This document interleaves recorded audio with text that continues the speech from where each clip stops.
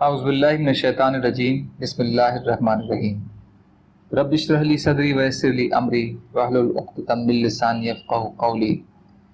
حیات الصحابہ رضی اللہ عنہم، حصہ اول، دعوت کا باب۔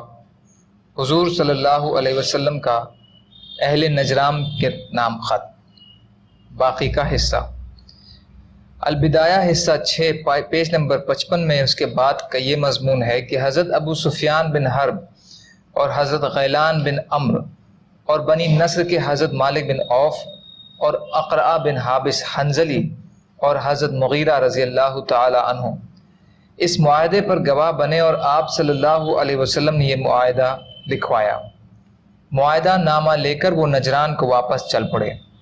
جب وہ لوگ نجران پہنچے تو پادری کے پاس اس کا ماں جایا چچا زاد بھائی موجود تھا، جس کا نام بشیر بن معاویہ اور جس کی کنیت ابو علقمہ تھی۔ ان لوگوں نے حضور صلی اللہ علیہ وسلم کا معاہدہ نامہ اس پادری کو دیا۔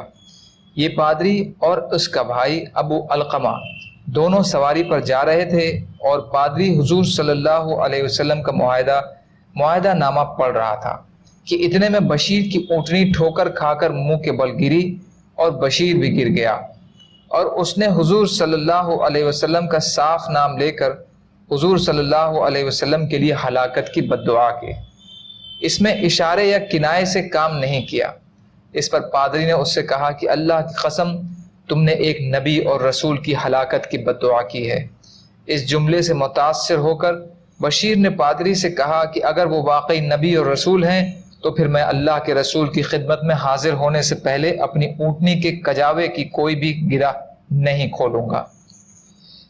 اس لیے بشیر نے اپنی اونٹنی کا منہ مدینے کی طرف موڑ دیا۔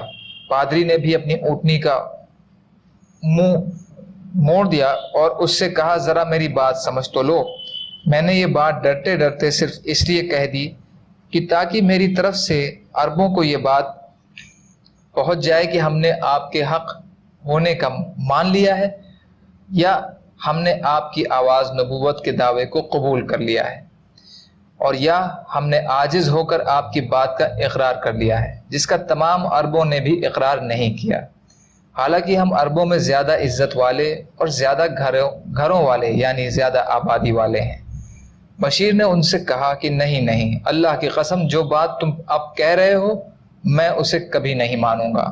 اس کے بعد بشیر نے اونٹنی کی رفتار تیز کرنے کے لیے اسے مارا اور پادری کو پیٹ پیچھے چھوڑ گئے، اور وہ شعر پڑھتے جا رہے تھے جس کا ترجمہ ہے کہ اے اللہ کے رسول، میری یہ اونٹنی آپ ہی کی طرف چل رہی ہے اور اس کی پیٹی تیز چلنے کی وجہ سے خوب ہل رہی ہے، اور اس کے پیٹ میں اس کا بچہ ٹیڑھا پڑا ہوا ہے، اور اس کا دین یعنی اس کے سوار کا دین نصارہ کے دین سے الگ ہو چکا ہے۔ چنانچہ بشیر حضور صلی اللہ علیہ وسلم کی خدمت میں پہنچ کر مسلمان ہو گئے اور پھر زندگی بھر حضور صلی اللہ علیہ وسلم کے ساتھ رہے، یہاں تک کہ ایک غزوے میں شہید ہو گئے رضی اللہ عنہم۔ بہرحال وہ 3 آدمیوں کا وفد نجران کے علاقے میں پہنچا۔ پھر وہ وفد ابن ابی شمر زبیدی راہب پادری کے پاس گیا، جو کہ اپنے گرجے کے اوپر کمرے میں تھا۔ وفد نے اسے یہ بتایا کہ تہامہ میں ایک نبی بھیجے گئے ہیں، اور پھر انہوں نے اس راہب کو اپنے سفر کی کارگزاری سنائی کہ وہ حضور صلی اللہ علیہ وسلم کی خدمت میں گئے۔ حضور صلی اللہ علیہ وسلم نے ان کو مباہلے کی دعوت دی، لیکن انہوں نے مباہلہ کرنے سے انکار کر دیا، اور بشیر بن معاویہ حضور صلی اللہ علیہ وسلم کی خدمت میں جا کر مسلمان ہو چکا ہے۔ تو اس راہب نے کہا مجھے اس کوٹھے سے نیچے اتار دو، ورنہ میں اپنے آپ کو نیچے گرا دوں گا۔ تو لوگوں نے اسے نیچے اتارا اور کچھ تحفے لے کر حضور صلی اللہ علیہ وسلم کی طرف چل پڑا۔ ان ہدیوں میں وہ چادر بھی تھی جو خلیفہ لوگ اوڑھا کرتے تھے، اور ایک پیالہ اور ایک لاٹھی بھی تھی۔ وہ کافی عرصے تک حضور صلی اللہ علیہ وسلم کی خدمت میں ٹھہر کر وحی کو سنتا رہا، لیکن اس کے مقدر میں اسلام نہیں تھا، اور جلد واپس آنے کا وعدہ کر کے اپنی قوم کی طرف چلا گیا۔ لیکن حضور صلی اللہ علیہ وسلم کی خدمت میں واپس آنا بھی اس کے مقدر میں نہیں تھا، یہاں تک کہ حضور صلی اللہ علیہ وسلم کا انتقال ہو گیا۔ ابو حارث پادری سید اور عاقب اور اپنی قوم کے نمایاں لوگوں کو لے کر حضور کی خدمت میں آیا۔ اور یہ سب لوگ وہاں ٹھہر کر آسمان سے اترنے والے قرآن کو سنتے رہے۔ حضور صلی اللہ علیہ وسلم نے نجران کے اس پادری کے لیے اور دوسرے پادریوں کے لیے یہ تحریر لکھ کے دی، بسم اللہ الرحمن الرحیم، اللہ کے نبی محمد کی طرف سے صلی اللہ علیہ وسلم۔ یہ تحریر ابو الحارث پادری اور نجران کے دوسرے پادریوں، کاہنوں اور راہبوں کے لیے ہے۔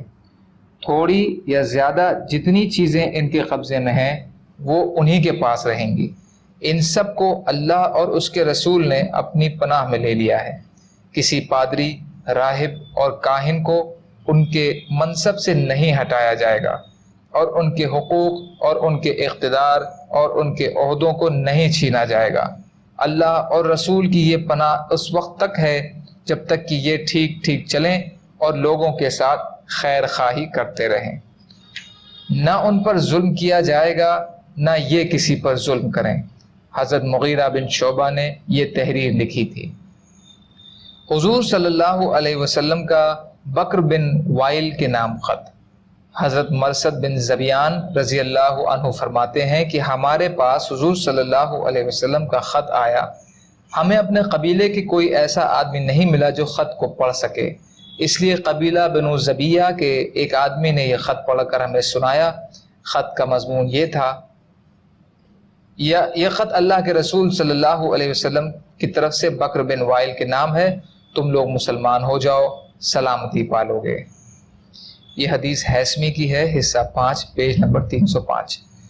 حضور صلی اللہ علیہ وسلم کا بنو جزامہ کے نام خط۔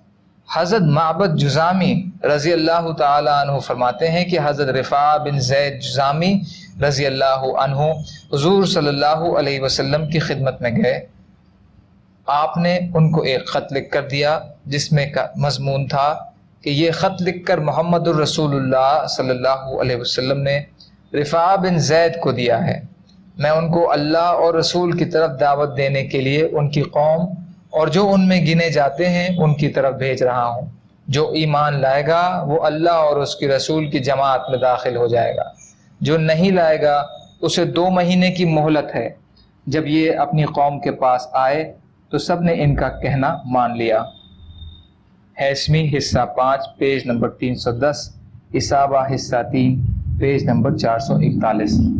سبحان اللہ و بحمدہ، سبحانک اللہم بحمدک، اشہد ان لا الہ الا انت، استغفرک و اتوب الیک۔ سبحان ربک رب العزت عما یصفون، وسلام علی المرسلین، والحمد للہ رب العالمین، برحمتک یا ارحم الراحمین، لا الہ الا اللہ محمد رسول اللہ۔